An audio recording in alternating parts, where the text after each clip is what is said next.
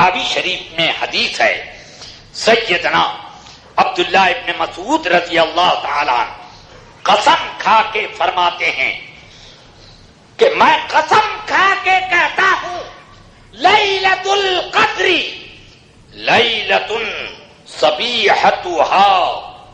صبیحتها البدر، کہ شب قدر وہ رات ہے جس رات کی صبح جنگ بدر ہوئی تھی۔ سمجھ گیا یہ جنگ بدر کتنی قیمتی، کہ حضرت سیدنا عبداللہ ابن مسعود وہ ہیں کہ جن کے بارے میں ابو داؤد اور ابن ماجہ اور حدیث کی دیگر کتابوں میں یہ لفظ ہے رسول پاک کا فرمان کہ رضیت لامتی ما رضی بہ ابن ام عبد، میں اپنی امت کے لیے ان باتوں پر راضی ہوں، خوش ہوں جس پر عبداللہ ابن مسعود خوش ہے۔ وہ عبداللہ ابن مسعود کہتے ہیں کہ قسم ہے کہ شب قدر وہ رات ہے جس کی صبح کو جنگ بدر ہوئی۔ اب 17ویں رات یہ ان کے کہنے کے مطابق شب قدر ہے، اور اس اعتبار سے بھی اگر دیکھا جائے تو شب قدر ہو رہی ہے کہ قرآن میں فرمایا انا انزلناہ فی لیلۃ القدر، ہم نے قرآن کو شب قدر میں اتارا، اور اترا کب؟ سب سے پہلی وحی قرآن کی رسول پاک پر 17 رمضان کو اتری۔ قرآن کی سب سے پہلی وحی میرے آقا پر کب اتری؟ 17 رمضان کو۔ تو ہم نے اتارا قرآن کو شب قدر میں، تو یہ بھی سمجھ میں آتا ہے کہ چونکہ قرآن کا نزول شروع ہوا شب قدر میں 17 رمضان کو، تو اس لیے اس اعتبار سے بھی ہونا چاہیے۔ مگر آقا کائنات صلی اللہ علیہ وسلم نے بات کی حدیث میں کچھ اور بات فرما دی۔ بخاری شریف میں حدیث ہے، فرماتے ہیں آقا کائنات صلی اللہ علیہ وسلم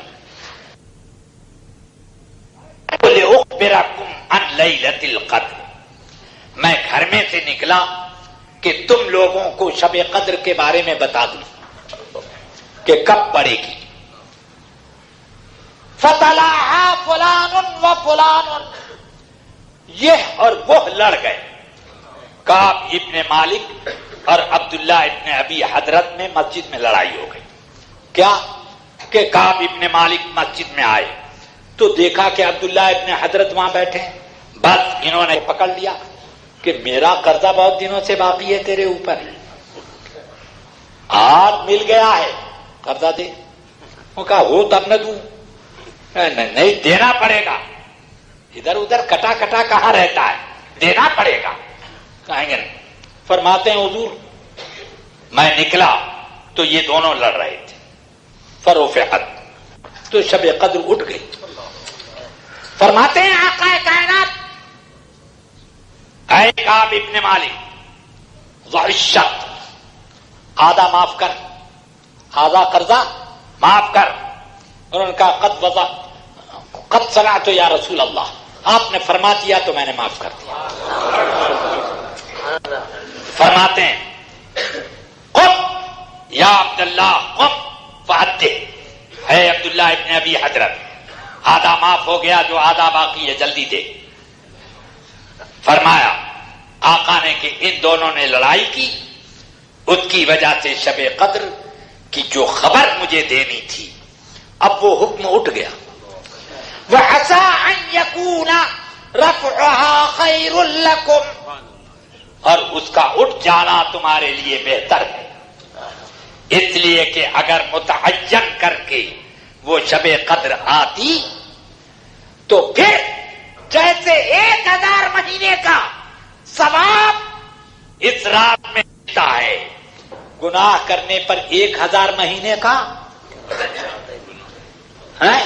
عتاب بھی ملتا، اور 7 باقی رہیں تو اب یہ کون سی ہوئی؟ 23ویں۔ 5 باقی رہ جائیں تو 25ویں، 3 باقی رہے تو 27۔ مگر اس کا یہ مطلب نہیں ہے کہ شب قدر اس کے علاوہ میں نہ پڑے گی، پڑھ سکتی ہے پورے رمضان میں کسی طرف بھی۔ کہتے ہیں بزرگوں نے فرمایا کہ اللہ نے اپنا اسم اعظم قرآن میں چھپا دیا اور اللہ نے شب قدر رمضان میں چھپا دی۔ اب تلاش کرو۔ امام راضی فرماتے ہیں جب ہر رات کو تم اگر شب قدر کی نیت سے عبادت کرو تو اللہ شب قدر کا ثواب تمہیں دے گا۔ بڑی برکت کی رات ہے یہ، پورا مہینہ ہی برکت ہی برکت۔